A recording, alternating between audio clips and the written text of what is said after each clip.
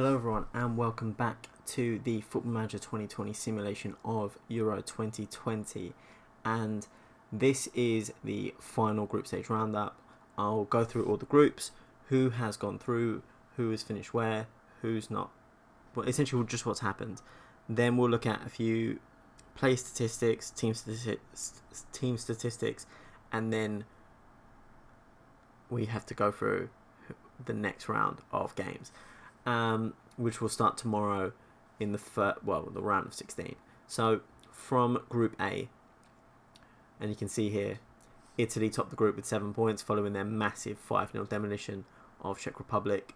Belgium also go through after their 3-0 win over North Macedonia. Czech Republic have gone through as one of the best placed third place teams.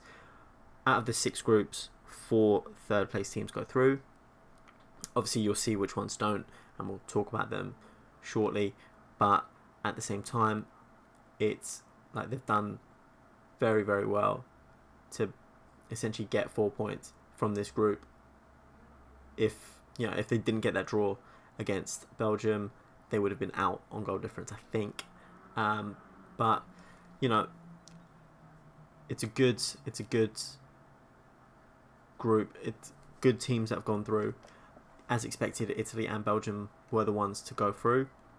I would have probably put Belgium favourites to go through as like top of the group, but in any instance, Italy were the ones that really pressed forward with some big results there. 9 goals scored in 2 of their games. So, Immobile getting 3 goals in that time as well. Very, very good results for them. In Group B, you can see there, Russia have not gone through as one of the best placed third place teams. 3 points, but with a -3 goal difference, just not enough. And I think as much as they might have tried, it was a big loss to Denmark that really sealed their fate. Denmark and Denmark and France have gone through as group winners, both on level points. France just outscoring the Danish team. But again, you've got to say, one of these teams could potentially, it was one of the teams between, say, Denmark, Russia and Poland were going to go through. Denmark just were able to get over the line. They played really, really well. They've got a really good base of the team. I think they can do pretty well in the next round, depending on who they've drawn. I haven't actually taken a proper look on the games, but it's just 2 teams from this group that have qualified. In Group C, and we can see there, Turkey go through as group winners with 5 points. Holland in at 2nd place, with Ukraine qualifying in 3rd. On head-to-head, it's contentious to say the least, but at the same time, 4 points. 4 points was enough for the 3rd place teams. There were a couple of teams who, I think there's one team with 2 points in 3rd place and one team with 3 points that didn't get through. So you can see there, Ukraine doing enough to get through. Obviously it was gutting for them to get that 94th minute goal conceded. They didn't deserve that, in my opinion, and that really would have put them top if that didn't go in, and would have sealed the fate for Holland, in my opinion. But in any case, all 3 of these teams, actually, to be fair, all 4 of these teams probably deserve to go through. It was a really, really entertaining group, and probably some of my most enjoyable games that I've done the commentary for. But in any instance, there had to be one team that didn't go through, and unfortunately that's Sweden. But they are the weakest side in the group, and it showed in some of the games, especially that 3-0 defeat against Ukraine. But that is how Group C looks. Group D, and you can see there's the second team that didn't go through. Greece in 2 points. Albania with that winner against Northern Ireland, securing themselves qualification. And we all knew that England were going to go through as group winners. I think that's a given at this point. But at the same time, Albania dug deep against Northern Ireland, got the winner, and you've got to say they're probably the team that on paper would have deserved to go through. Group E, you can see there Croatia have gone through as one of the best third place teams, and with Spain on 9 points, Norway on 6, which is absolutely fantastic. I did not expect Norway to qualify from this group in at second place. I probably would have assumed they might have gone through in third, depending on how their fixtures is, depending on how much essentially they lost to Croatia and Spain, but they managed to get the win over Croatia and managed to absolutely destroy Georgia, who really were out of their depth here in this group. But in any case, Croatia have managed to sneak through, in my opinion, in third. I think by 1 goal it was. And actually, let's go to Group B. Actually, yeah, no, it was a couple of goals in that. So Croatia have done well. I think it was that 3-0 win over Georgia that really gave them a little bit of goal difference their way. But they have managed to go through, and you know what that means from following yesterday's video. Portugal have gone through as one of the best placed third place teams. They were poor in the first 2 games. They really turned up against Austria there, who just rolled over completely for Germany and Portugal. And you can see there 2 gutting losses for them. They were absolutely annihilated by both sides, and they just couldn't get anywhere. They just couldn't do anything in those second halves, and it's amazing that all 8 of those goals came in the second half of those games.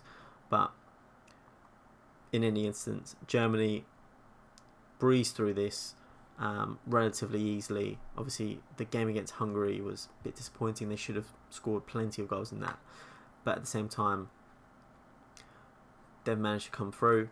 Obviously, Hungary, miraculously, 4 points with a -2 goal difference. But in any instance, they've gone through. As a surprise to me, I would have thought it would be Austria that came through at one of the third places, but that's not the way that things have transpired in this group. But let's take a look at some of the stats. We'll take a look at the team stats first. Italy, top goal scorers with 9 goals. Obviously, 5 goals against Czech Republic, 4 goals in the game against North Macedonia. So absolutely clinical in front of goal there. Spain in at second, England at third, and a few teams with 6 goals in the tournament so far. Then you've got some statistics there. Turkey dominating possession, level with Germany on 63%. Obviously, Germany with, I definitely think the most passes in the tournament so far. They've been absolutely dominant on the ball. France as well.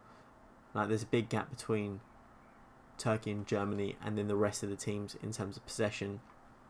But you can see there, Germany with a considerable higher, only team above 90% pass accuracy, and they've looked very, very comfortable in a lot of their games. England winning a lot of tackles, 97%, which is absolutely insane, and somehow no yellow cards or red cards either, and it's genuinely incredible to say that. But only 2 teams so far have kept clean sheets in all their games, both of which came from the same group, Belgium and Italy. It remains to be seen whether they can do that going into the next round of games, but you can see there fantastic defences that both teams have. A couple of teams on 1 goal conceded, Germany, England, Turkey. I think quite a few teams will be on 2 conceded as well, but we're not going to go through all those. In terms of the player stats, we have 2 players on 3 goals in the we've got Kylian Mbappe and Ciro Immobile. Immobile is top on virtue of playing less minutes, and you can see there averaging a goal every 69 minutes as opposed to Kylian Mbappe, who's one every 90 minutes. Saul is on 2 goals, which averages, I think that's the best average in the tournament, with 1 every 48 minutes. But you look at some of these names in here, some of them are relatively surprising. You've got Apple, El Yanusi and Poulsen in there as well in the mix. I think there's a lot of players on 2 goals. So again, I'm not going to go through them all, but at the same time, I've just noticed there 2 of Immobile's goals have been penalties as well, which is a little bit of a sneaky way of getting that in there. But at the same time, a goal is goal, and I don't think he'll complain. In terms of assists, Isco, Maddison, Skov and Insigne are tied on 3 apiece. Again, a lot of these are very creative players in midfield. A lot of them take set pieces. Isco, Maddison, actually I think all 4 of them take set pieces for their team. So yeah, we are seeing a lot of set piece goals go in, and you can see there from key passes as well. Toni Kroos ahead of everyone. You can see there the only player to have 3 man of the matches in all of his games. He's been the standout performer in all of his games, and I think that might be the most impressive statistic that I've seen. He's been dominating every single game, and it shows. He's on set pieces, but he dictates everything that Germany do, and if teams want to knock out Germany, they're gonna have to keep him quiet. In terms of the rest, I don't think they're too important. Obviously, we know the goalkeepers who are going to be keeping clean sheets. We've gone through each of these countries already. But let's take a look at the important thing, which is the next round. And here you go. So I think the games are going to be coming from the top down. So we're going to be starting off with Italy, Holland, then we've got Belgium and Denmark, France, Croatia, Turkey and Portugal, Norway, Albania, Ukraine against Germany, Czech Republic against Spain, and England versus Hungary. And going down that list, with the way that some of the teams have played, I think Italy will be relatively fine against Holland, who they've started to get back into the tournament a little bit. Obviously that win against Ukraine might renew their spirits a little bit, but given how Italy have played 3 back-to-back clean sheets, top goal scorers in the competition, I've got to give Italy the nod here in terms of who I think will go through.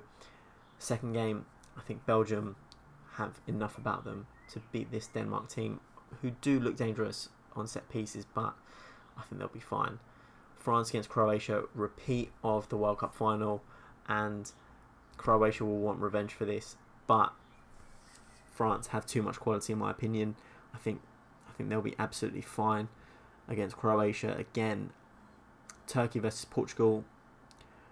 Portugal really turned up in the second half of that game, and Turkey haven't looked too clinical in their games, so I might have to give the nod here to Portugal on this one.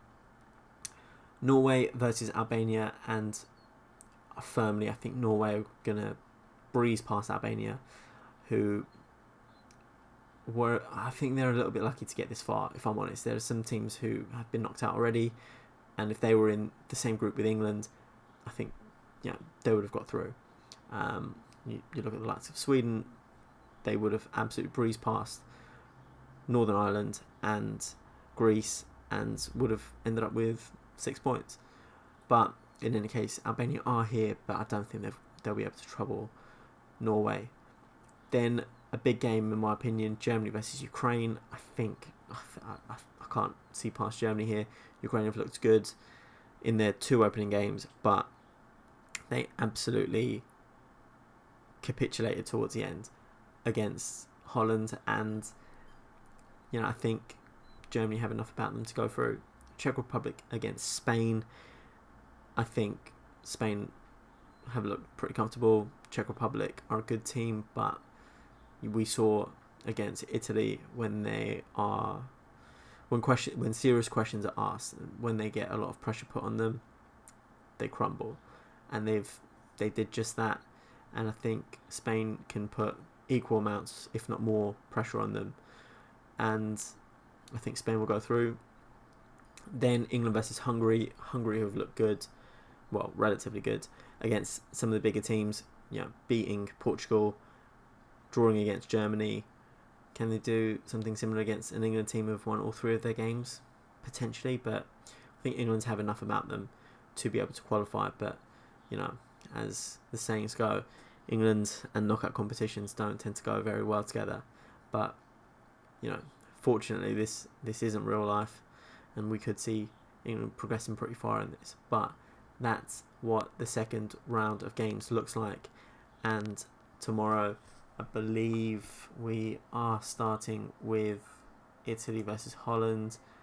No, the first game should... Well, one of these will be the first game. Actually, yeah, it'll be Italy versus Holland, which is the first game. You can see the timestamp there. So, that'll be tomorrow. Belgium, Denmark to come the day after. But that's going to be it for this quick roundup video. Please leave a like on the video if you enjoyed it. Subscribe for future episodes. Make sure you hit the notification bell so you don't miss a video. And I'll see you tomorrow for Italy versus Holland. Thank you.